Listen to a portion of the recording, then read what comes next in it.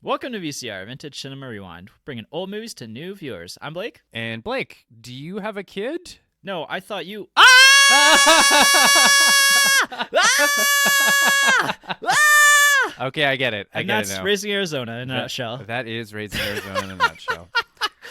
You know the comparison I made? So this kid, Nathan Jr., or whoever it is, there's some ambiguity about that. Like, Yep. I almost feel like he's the One Ring or something. Like, everyone who sees him wants him. Yeah, cute kid. Yeah, right? So, hey.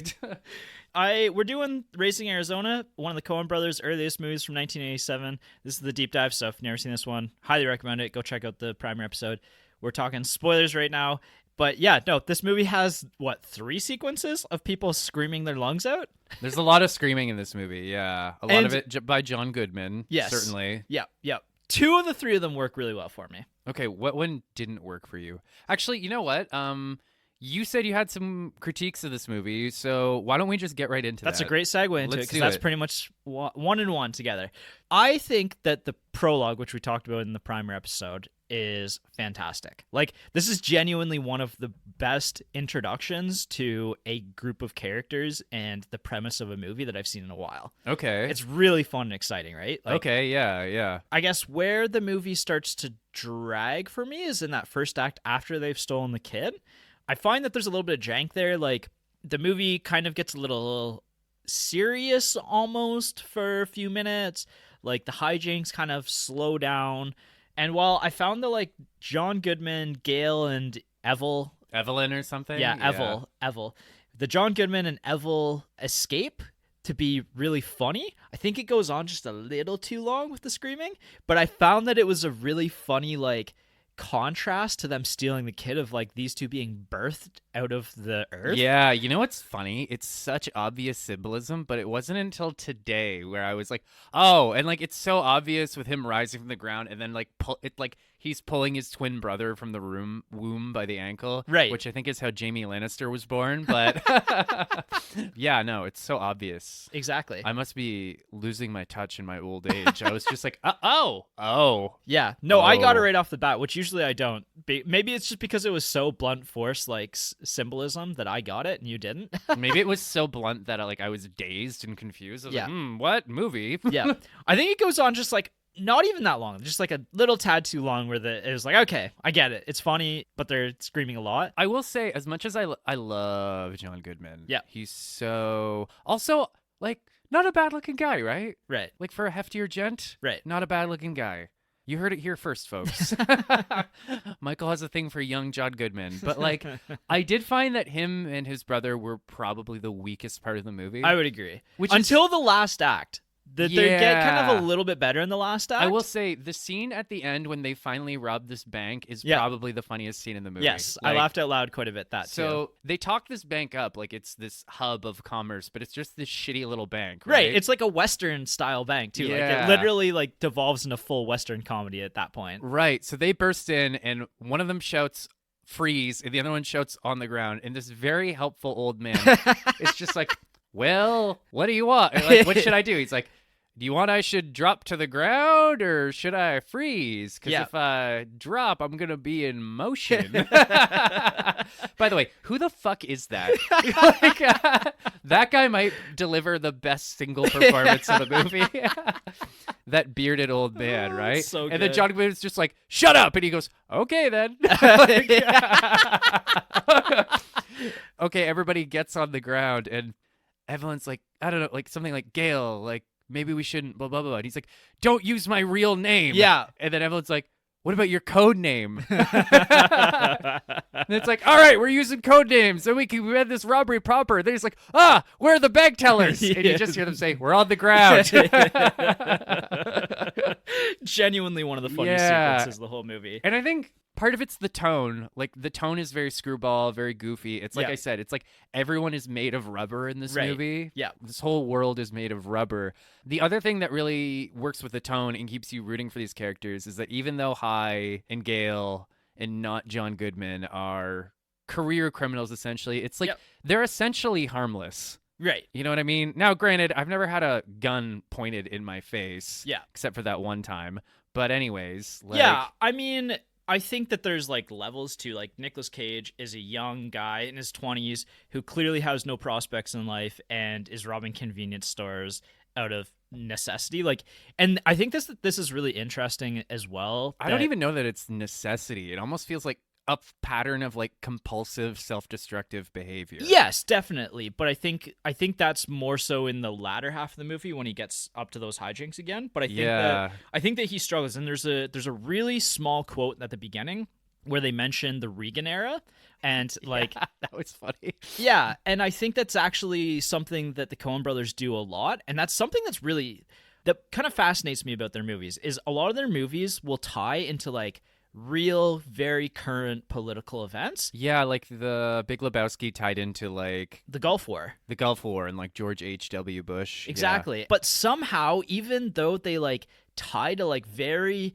specific periods in time, they all still maintain some sort of relevancy, don't like get outdated or that kind of thing. That's something I've always admired about the Coen brothers, and I'm sure I've said this before, but I'll say it again. Like, what I like about them is that they are clearly smart and there are clearly like themes to their movies, but they put entertainment first. Yes. You know what I mean? And that's a philosophy I've admired and strived to emulate. It's like, if you want to have a theme and you want to be clever and have a point, fine, do it, but make sure we're laughing. Right. Make sure we're engaged while you're doing it, Yeah, right? exactly. So I think that that's actually more important than we're putting like weight on it at first glance, because I think that that kind of explains the character in that this is a very capitalistic point in American history where it's like, okay, trickle down economics and all of that sort of stuff. Yeah. And it's like, this is a person who gets left behind because he's just Essentially. not contributing to society. And so he's driven to that. We don't actually see why the reasons for Gail and Evel being in jail, but it's probably relating to robbing banks kind of thing as well. Some kind of robbery. Yeah, thing. those two feel always a little bit more nefarious than It almost kind of feels like they're just like shittier older brothers. Yeah. Or like shittier cousins. Like they're kind of a bad influence on exactly, Hai. exactly. Even though Hai himself is no saint. Right, yeah. But I think that Hai is an easier character to empathize with. Yeah, absolutely. And that's by design, obviously, right? And I think the other thing that helps too is that this whole thing is not fully the whole plot to steal the baby isn't fully his idea. It's Ed's idea. Correct. Right? Even when he's trying to steal the baby, like he kind of leaves at one point and and Ed's like, go back there and get me a baby. Yeah. Yeah, he has a conscience, like, and he has morals and ethics, and that kind of almost pushes beyond the boundaries, but he loves Ed so much that he's willing to kind of do this for her. Yeah, and then like maybe we should talk about Hai, because he sort of has a character arc going on in this movie too, doesn't he? Yep. So he goes along with this plan, steals the baby, but then he kind of has like a very male crisis. Yes. You know what I mean? And that's what I was saying about like this movie essentially being the theme of this movie at its core is about the anxieties of fatherhood and what they don't tell you and like how your life changes and all of that. Like I've actually read, there was like recently on Reddit, somebody posted something about a study of like fathers and like just how difficult it is because, you know, you just don't know kind of what you're getting into and how it's going to impact your life. Well, I think like maybe I shouldn't say this, it might upset our viewers or viewer, haha, but like it just kind of feel like a lot of men just live in this like extended adolescence, where it's all about them and they can do whatever they want whenever they want. Arrested Development, essentially. It's almost like if you leave a man to his own devices, if you leave a lot of men to their own devices, they kind of stay in Arrested Development, right?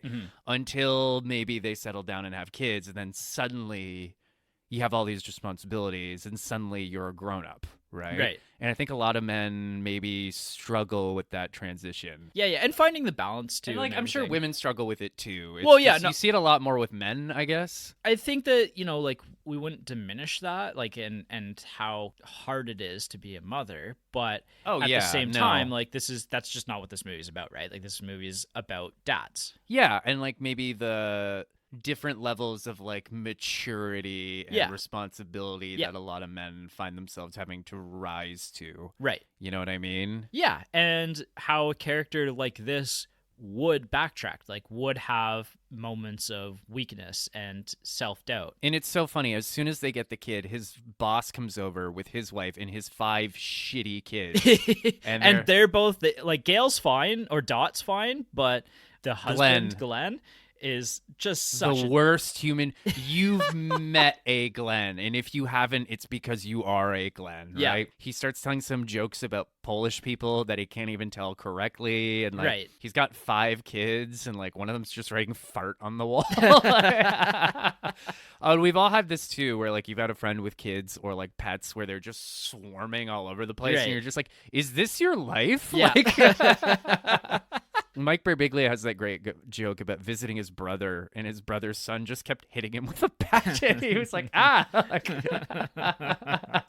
So yeah, no. And then you know what? I will say my only slight critique of this movie, and it's a slight critique, is that I feel like Glenn stayed in the movie a little too long. Maybe that's by design because he's supposed to be annoying. Right. It was pretty fucking funny though when he's trying to have this like manly heart to heart with him, and Nicolas Cage is kind of freaking out because he's like, "What do I do?" and all this stuff, and Glenn's just like basically just says, he's like, "You know how we keep the spark alive? It's like swinging, you know, like my wife thinks you're cute. I think Ed's cute. Why don't we, you know?" Yeah. And Nicolas Cage just punches him out. Right. Like, which is really funny, but I think everything leading up to that is exactly the jank that I was talking about in this movie. There's a little bit of jank here. There's a little bit of like not knowing when to cut, I think, some of these scenes. I guess so. And like they're not bad on their own, and they're fucking funny. And the guy playing Ed is perfect. He's not great. Ed, not Ed. Glenn. Glenn. The guy playing Glenn is perfect. Yeah. Sam and like McMurray. It furthers the plot because Glenn's his boss and he ends up losing his job. Right. Well, and I think that there's a lot of, again, the Coen brothers are really, really intelligent screenwriters. Like their writing is always like on point. And I think that, you know, even talking about this and starting to like think about this is really well fleshed out, and that this D-bag character who's like the upper class, who's coming and visiting these guys, who's like actually less put together, and who's like far lower of a person that I'd want to hang out with below high. Yeah, here's how I would describe Glenn. Like, you know that annoying guy in your office or tangentially in your friend group or your coworker or your cousin who just kind of more successful than they deserve to be, but also just so fucking stupid and so fucking annoying. Right. That's Glenn. Yeah, exactly. So I think that that's really well written, and that it kind of contrasts High, and it makes you more empathetic to High as a character who's like, you know, a character who's just, the cards have all come up bad his whole life. Yeah, basically. And a lot of that's the decisions he made, but I don't know, it's chicken and egg, I think. Yeah, I guess so. We don't see High's life prior to his arrest. So right, yeah. So then I do think it's efficient though in the sense that like they've literally had the kid one day. Yeah. And then the boss just comes over and he has this like, it's almost like he's seeing himself in Glenn and like the shit Glenn has to go through and how shitty of a person Glenn is. So then he freaks out, punches him, loses his job, has a fight with his wife. Yeah.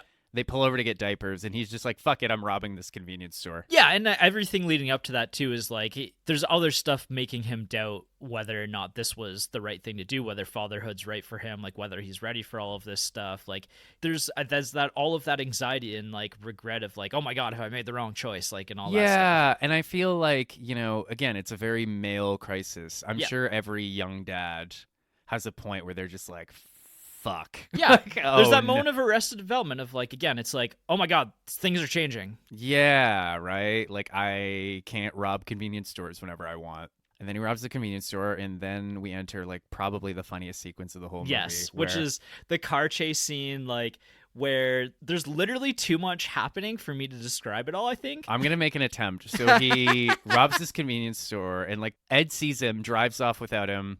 He leaves with the money and the diapers and the panties on his head. And then the cops are coming, and then the pimply little teenager pulls out like a comically large pistol and like shoots at him. So then he runs and like he jumps into a fence, and like a Doberman breaks loose and starts chasing him. And then, by the way, like the fuck this, I'm just going to make this joke. It really is the South, because like they don't even read him his rights. The cops just start shooting. It reminded me of the Blues Brothers as well when they're being chased by the cops this whole sequence. Yeah. And that kind of, again, plays to my taste, right? Like the Blues Brothers is one of my favorite comedies of all time, like that screwball kind of humor.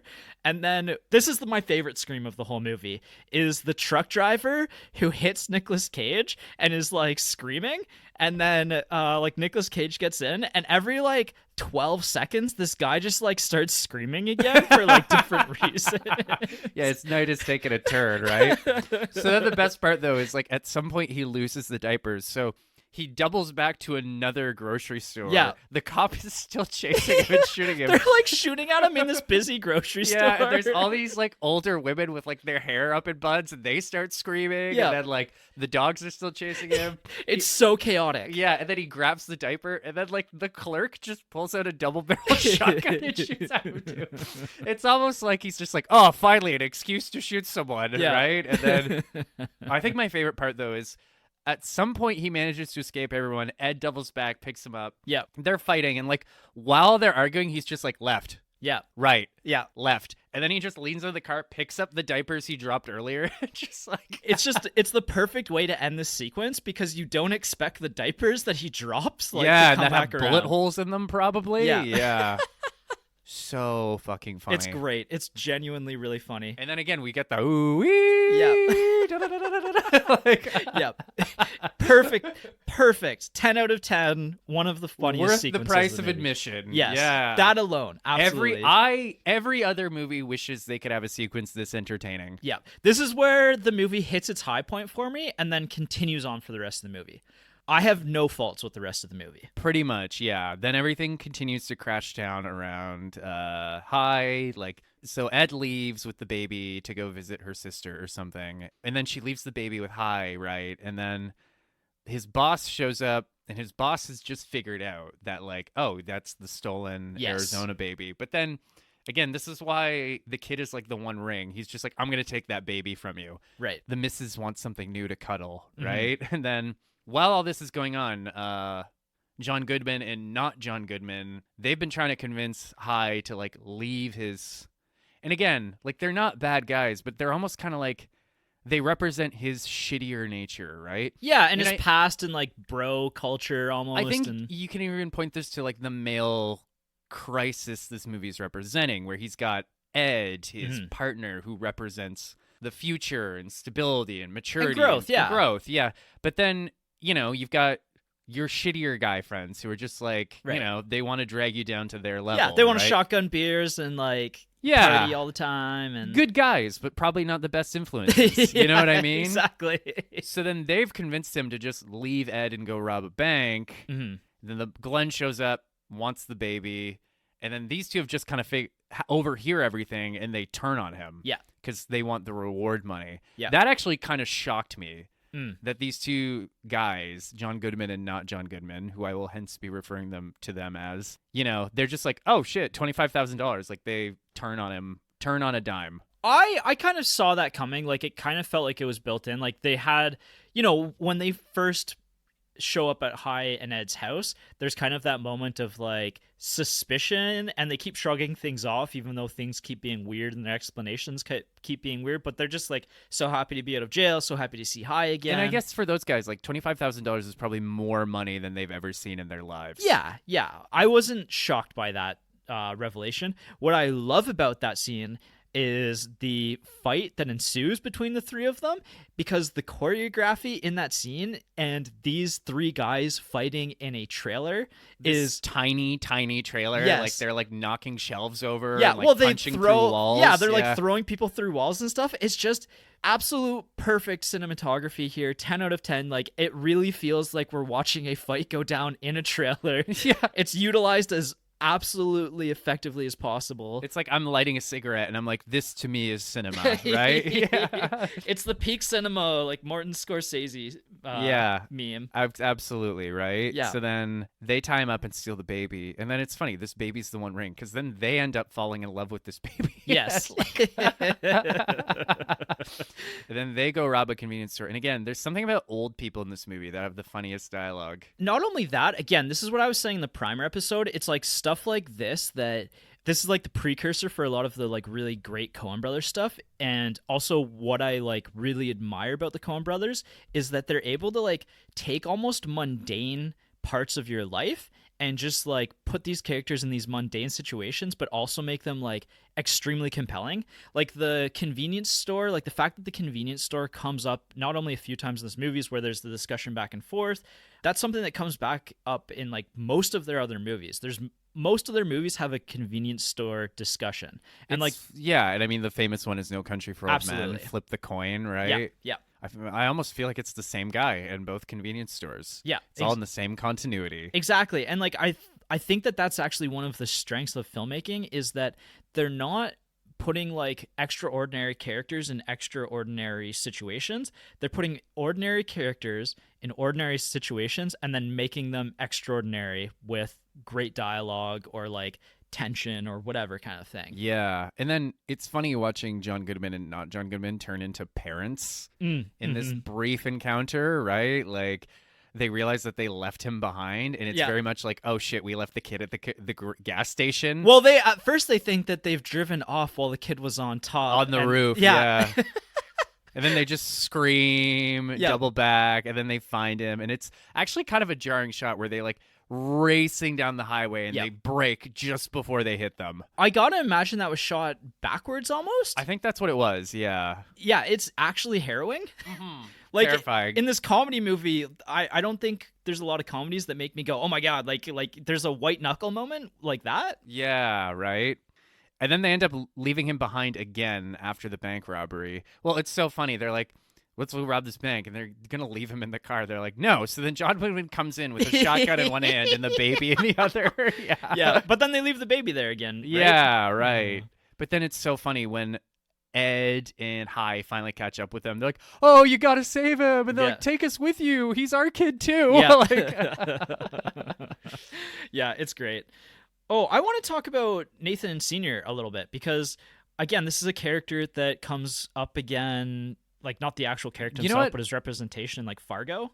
Kind of, yeah. You know what I liked about Nathan Sr. is that he's barely in the movie. Yes. There's that scene kind of early on where, like, by the way, the best joke in the movie, by my estimation, is when he's talking to the press and he's still in, like, his robe. Yes, yeah. And then the one journalist is like, how do you respond to the allegations that your son was abducted by UFOs? And he looks kind of disgusted, and he's like, oh, son, don't print that. Mama will lose all hope. Yeah. I was like, bam, that's a joke. Yeah, Nathan Sr. is really well written in that he comes off as like this grimy rich guy, but at the end, like he's a very, very caustic personality, right? Yeah. Like one of the FBI agents asks him, like, you know, like, do you have any disgruntled employees? He's like, ah, heck, they're all disgruntled. Right. And again, he's like advertising during the sequence where all of the reporters are asking him about this like robbery. As he's he's being pulled away by the police. He's just like, 10% off, whatever. My name ain't Nathan Arizona. Right. Yeah, exactly. And then, but at the end, you know, it shows him as an empathetic character. Like he recognizes that Ed and Hi are likely the two who actually stole Nathan Jr., probably. And he's kind of chill about it, surprisingly. You know, like he actually gives them life advice and like, you know, they admit that like they're not good for each other and they need to break up. He's like, oh, well, sleep on it. And he has that kind of tender moment where he's like, I'd be just heartbroken if something happened to Francine or whatever her name is. He's like, I do love her so. And then, you know, but anyways, what I was going to say is that so there's that early scene where the FBI and the police are kind of giving him a hard time about things. I did have this moment in the back of my head where I'm like, are we going to keep cutting back to this? You know, like, are we going to keep cutting back to him squabbling with the FBI agents and the cops? Because, like, I don't want that. Right. But then he just vanishes from the movie and he comes back at the end. Yeah. I mean, there is one other moment where he appears with the bounty hunter, who we have to talk about. The bounty Leonard hunter. Smalls? Leonard Smalls. Yeah. This is one of the, again, this is kind of a precursor to the Anton Chigurh, whatever his name is. Yeah.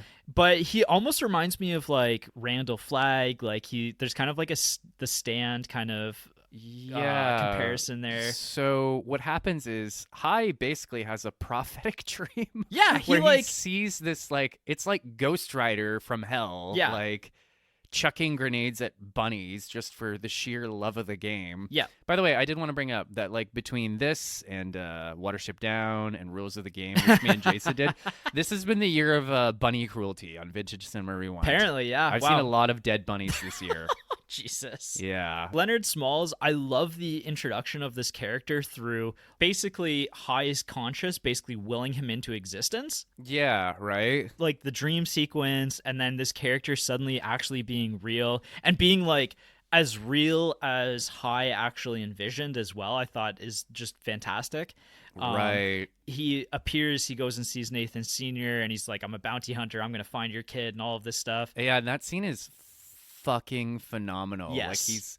Like the cinematography around this guy really helps make him look larger than Yes. life. Yeah. And like smoking these like dirty little cigarillos and like all this shit. And like he finds High's trailer and then it cuts to nighttime and he's just sitting there staring at it by the fire and you're just like, ugh. Yeah. And then that scene itself is hilarious, but also terrifying when he talks to Nathan Sr., where they kind of interrogate each other and he's like, I've offered a $25,000 reward. And he's like, oh, well, you know, the black market would give me way more for a baby like that. He's like, when I was a pup, I went for 30 grand and that was $1956. Right. And then it's so funny when he comes in, he's like, you got flies. Nathan Sr.'s like, no, I don't. Like the windows are sealed and this place is climate controlled. Yeah. Then they have their big exchange and Leonard Small's arm just lashes out and he's caught a fly by the wings. It's like, wow. Yeah, truly like one of the most villainous villains. Yeah, right? Jesus Christ. And he's so comically evil that it's great, right? Like he goes beyond comically evil and that he's just like scary evil. He reminds me of this scary guy I used to know that no longer associate with, even in terms of like his stature and speaking voice, where I was like, yeah, no, Leonard was phenomenal. It's funny, out of all the most as ridiculous as this movie is, this guy threatens to break the ridiculousness scale of this movie, but he somehow rides that line. Yeah. Like he somehow doesn't, you know what I mean? Right. And the fight scene with him and High at the end is pretty... I mean, it's one of the great Western Act 3s of all time. I know, right? And they just kind of throw down. It's Yeah. funny, but also kind of intimidating. It's pretty epic, honestly. Like, it's genuinely a really well-shot showdown. Yeah, even the way it concludes, right? Yeah. With, like... they fight, and then at one point, like... You know, High's on the ground, he's been beaten up, and he lifts his hand, and he's pulled the pin on one of the grenades. Yeah, I in my head, I just think of that as Steven Spielberg stealing that in the War of the Worlds, like 20 years later. That's totally where that came from. Oh, did he? I mean, honestly, it was pretty cool. I was like, I might steal this. Yeah, So- yeah. And then he just blows up in this ball of fire, and then he's got, like, it's so weird. Like, he's got, like...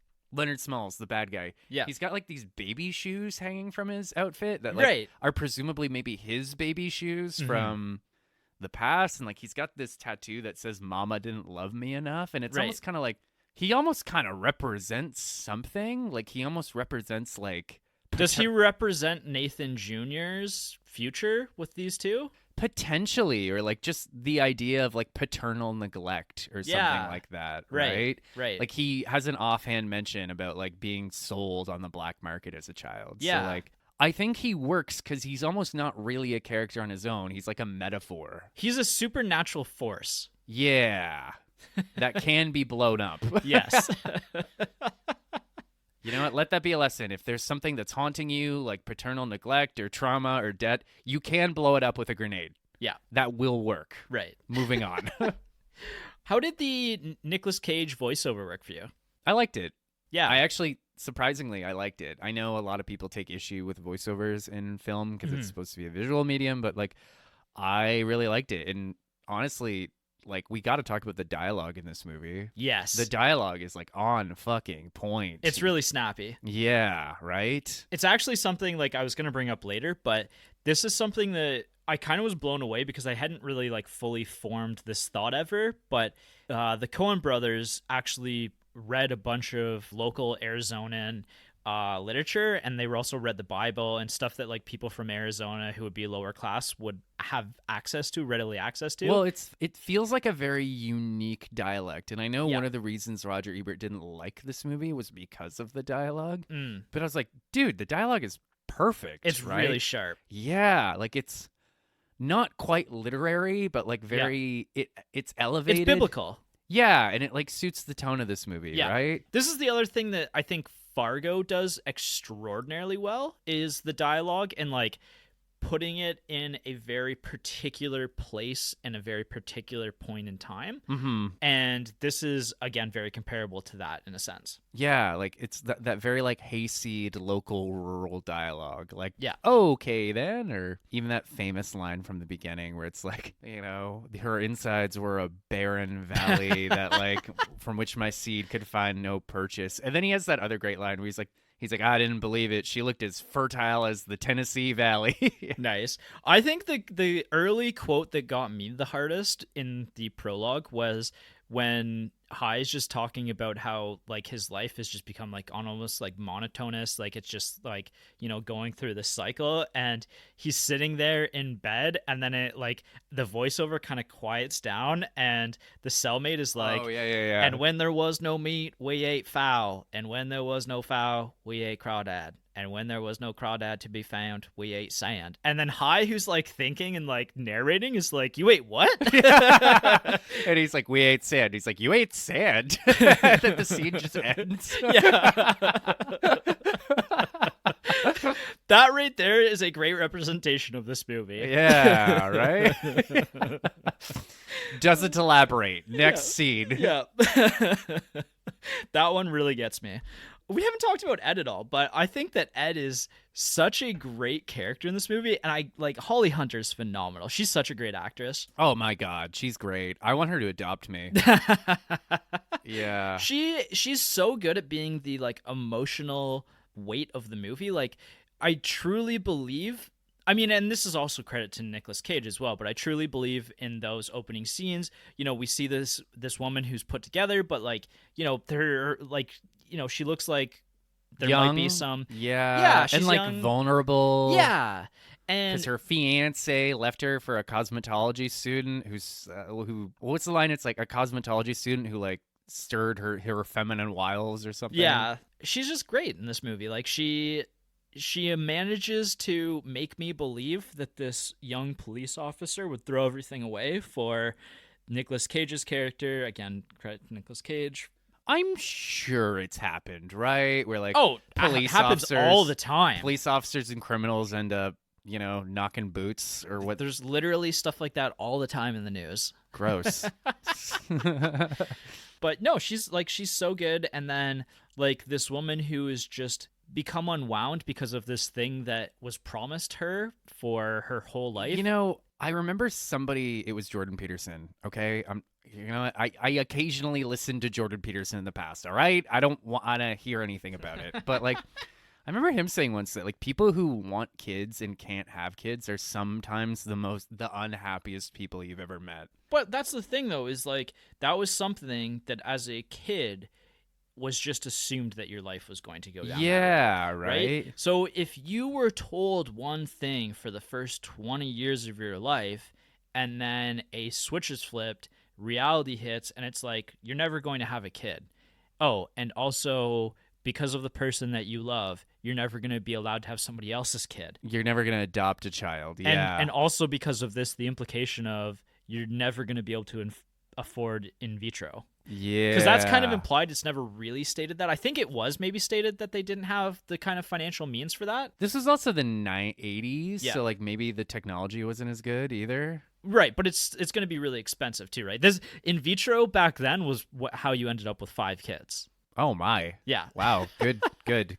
So, yeah. Yeah, right? So you have a lot of sympathy. What I also like about Ed is that she has her own character arc too, in that towards the end she kind of admits, like, you know, she decides that maybe her and Hyde just aren't good for each other, and she takes accountability for her half of the behavior. She basically owns up to like, I was an officer of the law, and like I swore to uphold the Constitution of the United States, and like what we did wasn't right. Right. Yeah, and we need to rescue that baby and bring him back. Yep. Yeah, and by both of them kind of admitting their faults, they managed to both grow and kind of actually build a healthy relationship. What did you think about the ending? I really liked the ending a lot. I thought, I don't know, because at the very, very end of his final prophecy, right? And I really like that he's talking about, like Nathan Jr. out in the world becoming successful. And like, I attribute some small part of that to us and like our brief time together and like all of this. And I that. wonder if he ever thinks about us. Yeah. And like, I thought that was very sweet. And then the very end of it is like, and then I see like myself, like this older couple, and like where like all the grandkids are coming over. Yeah, and like it's sweet, but it's sad because it probably isn't going to actually ever happen for them. Well, it's ambiguous. Yeah, because he might have The Shining or something, right? And I don't know, and like maybe I'm an optimist and a bit of a sentimentalist. Like I like to think that maybe through this experience with Nathan Jr., they've grown enough that they're ready to have kids. Right. And the laws of this universe will pop out some kids. Yeah. Well, and I almost wonder, too, I was kind of thinking about this, and it isn't implied this way, but it's something that, if you want to feel a little bit happier walking out of this, like maybe there's a world in which somehow, some way, Nathan Sr. connects with High and Ed, and he gives them the reward money, and with that they're able to do the in vitro. I don't know. I don't even think it needs to be Nathan Jr. or the in vitro. I mean, maybe they just fired out a kid. It does happen in real life too, where it does. My parents actually struggled to conceive for a bit, and at one point they just kind of gave up, and then I came roaring into this world. I killed my sperm brothers and emerged victorious. Nice. I guess that speaks to maybe our outlooks. Like I was a little bit more mixed on it because I don't know if they are able to physically have this happy ending, but at the same time, again, we've seen High prophesizing things that come to fruition earlier in the movie, and so maybe this is like a more optimistic approach and a way to end this movie. It's almost kind of like a choose your own adventure, where depending on your interpretation, that's the ending of the movie, right? Yep. Like if you're like me and you think that like, oh, okay, I guess that vision is true and they do end up having kids, right? If you're not of that mind, you can be like, all right, whatever, it's a bittersweet ending, right? It's kind of like the movie presented you with two alternate endings, and it's like, just pick one. Yeah, and I think maybe even like your personal mentality, or like where your happiness to depression scale, where you are when you watch this movie, you may kind of lean more towards one or the other at any particular time. And it would also depend on your interpretation of the characters too. Yeah. Like, I mean, the rule of fiction in broad strokes is that if characters overcome their flaws, they get a happy ending. Yes. If they don't, then they die. Or they get eaten by the white whale, if you know what I mean. Sure.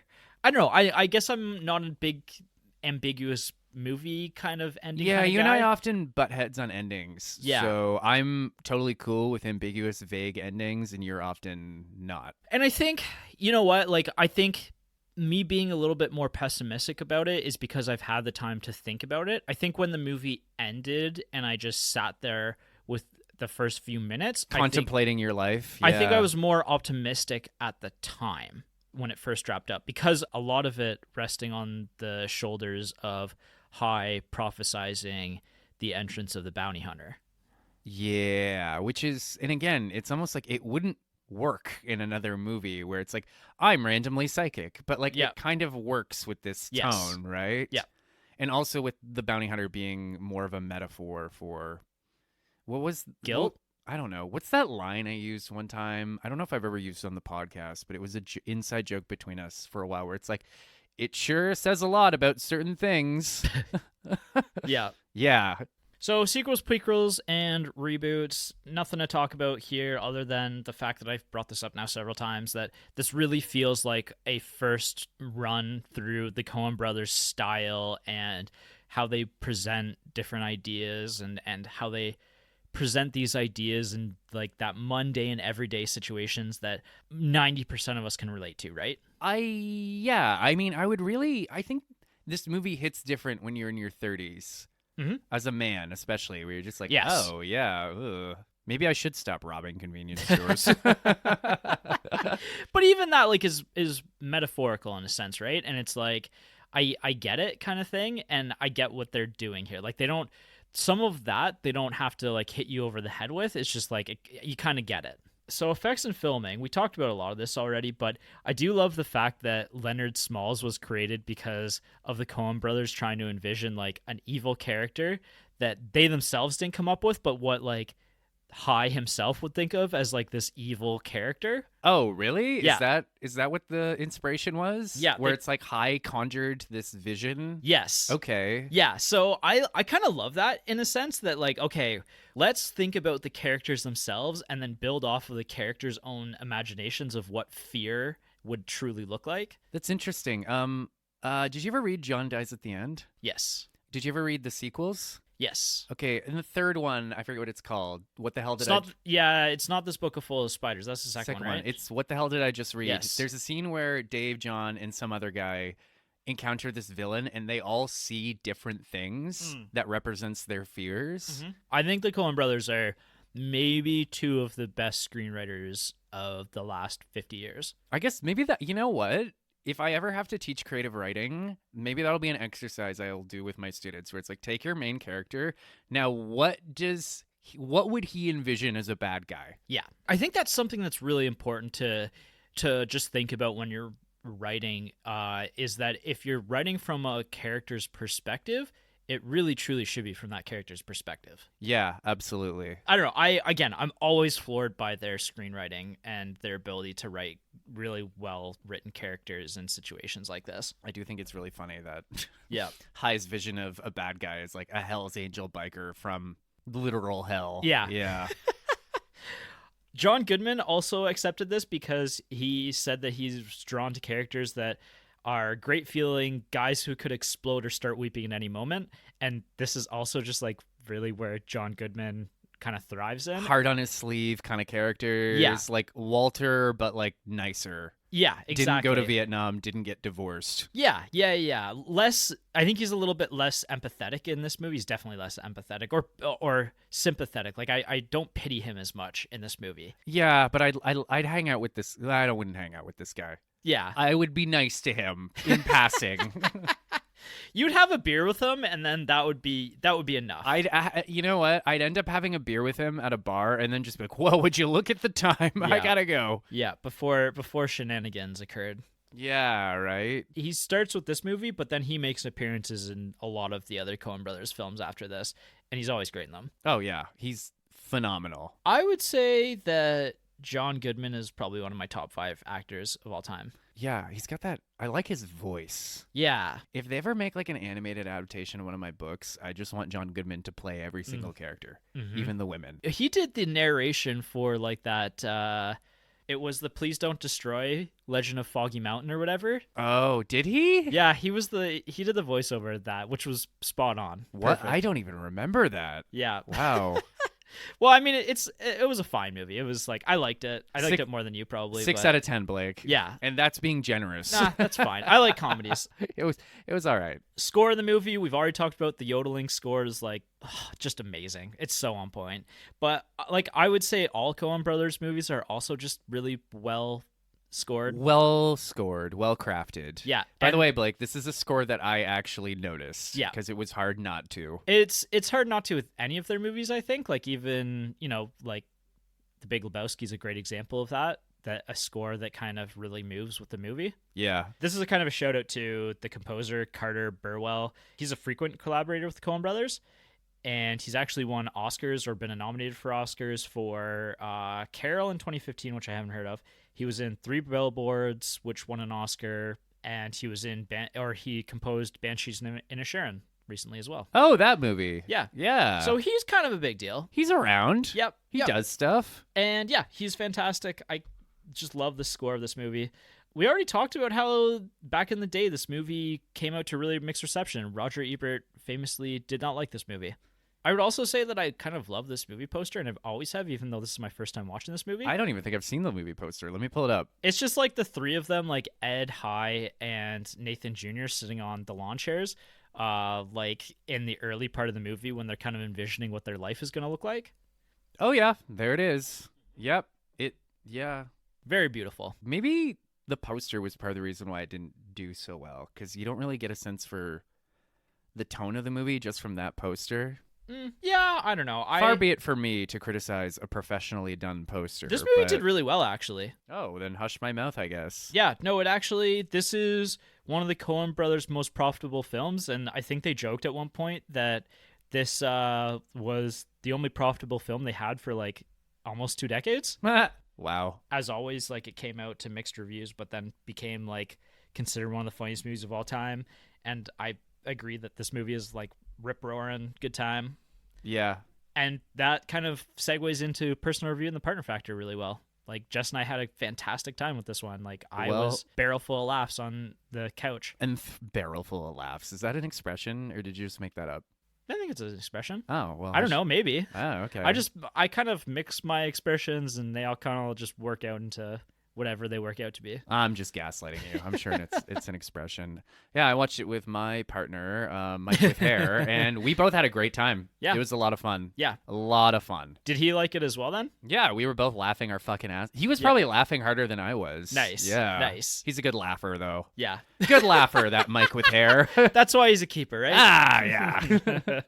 No, I loved all of it, and again, like, I'm coming at this from somebody who really appreciates Coen Brothers movies, and like, I've seen a lot of their movies from the 90s to now. I haven't seen everyone, but all of the most famous ones. I kind of compare this almost to like, this is almost the Thief and Heat kind of comparison, where like Thief is the first dry run to Heat, and this is kind of like the first dry run to like Fargo, and No Country for Old Men, as ludicrous as that sounds.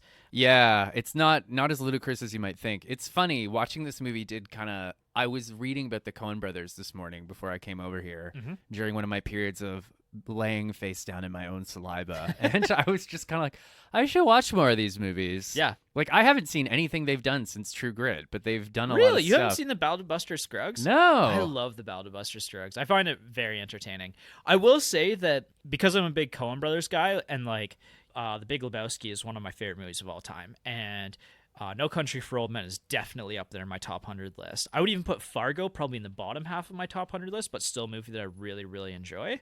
I would probably put this movie in my top 20.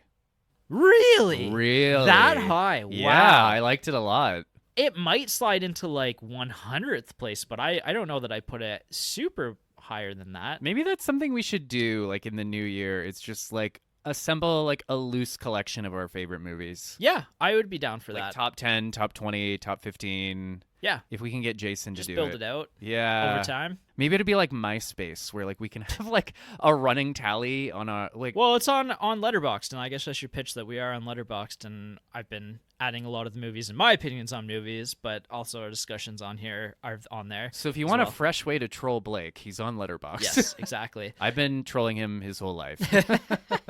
But I will say that like those couple of movies I like more than this one, but those are like some of my favorite movies of all time, like those three in particular. I will say that I definitely like this better than Oh Brother, Where Art Thou, which is something that I recently rewatched. Okay. I like that movie. It's a flawed comedy of theirs. Like it's essentially the Odyssey retold in like the 1930s during the Great Depression. Huh. Okay. I think you'd really like it. Jess really liked it, but we both agreed that this one is better. I definitely like this over Burn After Reading, which... Well, that's like their controversial one, right? Yeah, I mean, the thing with Burn After Reading is Burn After Reading has maybe one of the best endings of a film. Like, it's in the conversation in the top, like, 50 my favorite endings, punchlines of a film. But the whole movie is basically a setup to that punchline. Wow, I admire the commitment. It's pretty fantastic. And, like, there's some really wacky performances from, like, some really big stars. Like, it's got Brad Pitt and George Clooney, and it's not Wolf's. So... Well, that's kind of what the Coen brothers are known for, right? Is they can get... I don't know how they assemble these casts, but they just... If you are somebody who really appreciates cinema, I think that it would be hard for you not to say that the Coen brothers are some of the best filmmakers. They're certainly some of the most unique voices out there. I mean, I think I've told this story before on the podcast. Like, the whole reason Bill Murray signed on to the Garfield movie was because he accidentally thought it was a Coen brothers movie because the screenwriter had a similar name. Yeah. No. Oh, Bill Murray. I debatably could see an argument for the Coen brothers being in my top 5 favorite directors of all time. Yeah, they're definitely up there for sure. I don't know. I'd have to really think about a top director list. Yeah. That's going to be a tough one. I have names that float around in my head. Like, if I had to say my Mount Rushmore right now, it would be probably something along the lines of like Kubrick, Carpenter, Tarantino, and the Coen brothers. Like, somewhere in that realm is probably up there for me. Now, that list is like, that misses a lot of people. Like Spielberg's obviously up there for me. I'm surprised Lumet isn't up there. You love that guy. Yeah, but I'm getting more into his stuff now. Right, okay. So he's like, again, there's so many different directors out there that I think are in that sphere for me, but those are just like the 4 names that just came to my head right off the top of my list, right? Okay, yeah, absolutely. So I really, really appreciate these guys. And like I said, I don't think it hurts this movie to say that I like those other 3 movies more when those 3 movies are all in my top 100.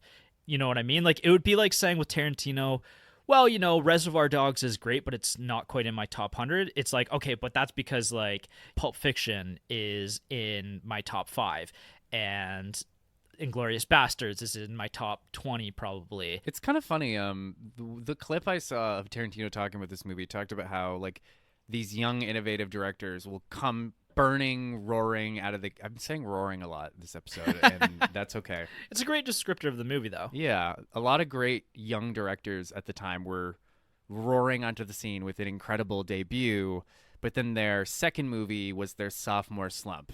Right. You know, like their difficult second album, right? Yep. It's funny how, though, with Tarantino, it's like his second movie, Pulp Fiction, is probably his best one. Yeah, yeah. Like, so well, and weird. This is their second one, too, and I think that also might be why this had such a mixed reception, because what it was their first movie, Blood Simple? Yeah. And they wanted to make a movie that was, like, very opposite to Blood Simple because they didn't want to get typecast into making the same movies over and over again for studios. And I respect that, you know? Like, I'm working on, I guess you could call it my third book right now. And I do have moments, though, where I'm like, I've done this before, though, haven't I? Like, right. You know? So. Well, and because we're talking about Tarantino, right? Like, he did Pulp Fiction, which is one of my favorite movies of all time. And when I was getting into Tarantino, like in my late teens, and finally starting to recognize like directors, I watched all of his movies actually in chronological order. So I watched Reservoir Dogs and I was like, that was incredible. And then I watched Pulp Fiction and I was like, that was one of the greatest movies I've ever seen in my entire life. And then I watched Jackie Brown and I was like, that was not the first 2 movies. Yeah. And it kind of like is really jarring. And then I recently returned to Jackie Brown this year, and I've seen it multiple times, so it's not going to end up on my top 5 list. But rewatching Jackie Brown this year with Jess and I, both were just like absolutely amazed at how great of a film that is. Yeah, I think that's been getting a lot of renewed appreciation. And I've said this before on this podcast, like, if you're a young artist and you release something and people don't like it, just wait 10 years and maybe they'll come around. Right. But I think that this is kind of similar to that, where like there's expectations and then there's the reality of what you see on screen, and if those expectations aren't met, like, you're going to be maybe upset. Whereas I think that these are really 2 good comparisons, because Blood Simple and this are very different movies, but that was by design. Whereas Pulp Fiction and Jackie Brown are very different movies, but that's by design. But it does feel jarring to watch one and then the other. So you do have to, like, Jackie Brown, you have to kind of watch on as its own separate thing. Maybe I should start doing that with artists and directors, is like watch their work in chronological order and see how they develop. I've been on a weird Bukowski kick lately. You know, Charles Bukowski, the famously drunken poet and author. Okay. I'm reading his final book was Pulp, which Okay. is kind of this random film noir, farcical kind of thing. Mm-hmm. He wrote it during his final days before he died, and it's so different from everything else he's done. Interesting. Where I'm just like, huh, and like I'm enjoying it, but it's definitely like interesting, right? Yeah, right. Yeah. This has been Tangent City with Mike and Blake. That's okay. We got to kind of talk about some of what we love about movies and stuff, so that's always fun. And also to kind of end the Bukowski. podcast. Yeah. Who I've never heard of, so you kind of lost me on that one. All right. I lose you a lot of the time. That's okay. Well, I think that's it for this episode. The next episode is the holiday episode, which you and I haven't even talked about what we're doing yet on that. Let's just do Die Hard again. Die Hard 2! Woo! Yeah. Maybe Which that'll is be our tradition. my least favorite Die Hard movie of the 4 movies that exist. Right. The Thor. Actually, the one that exists. No, shut up. Die Hard 3 is a banger, and Is I like it? Die Hard 4 as well. Yeah, Die Hard 3 with Samuel Jackson. Zeus. And, Yeah. and what's his nuts? Jeremy Irons. Yeah, Jeremy Yeah. Irons. Oh, man. You can't not say that movie's a banger. All right. That movie's a good time, even if it's imperfect. I think I've told this story on this podcast before, but I've had a long-standing argument with my sister where she says Die Hard 3 takes place on Christmas because there's a line where John McClane stops a kid from robbing a grocery store, and the kid has an offhand line where he's like, "Hey, come on, it's like Christmas out here. Like Right. like all the cops are gone. We're stealing shit." So I'm always like, "No, you're not remembering it right. It wasn't on Christmas. It was just a cute line from this kid." She's like, "No, it was on Christmas." I'm like, "Ah." I've heard you argue this before. I don't think it's on the podcast before, so Well, whatever. now it's on here. Now it's on the internet. But yeah, if you have a recommendation, as always, throw it out there. Leave a comment about, what your thoughts are on Raising Arizona. Tell me something that I don't know about this movie or other that I missed reading into about this film, because I really enjoyed this one. I'll come back to this for sure. I definitely will too. I might even come back to it like soon. Wow. Soon-ish. Nice. Well, right, because I'm showing it to someone on on our third date that's coming up. Yeah, for sure. Yeah. All right, we'll see you next time. Tell your dad. Tell your dad.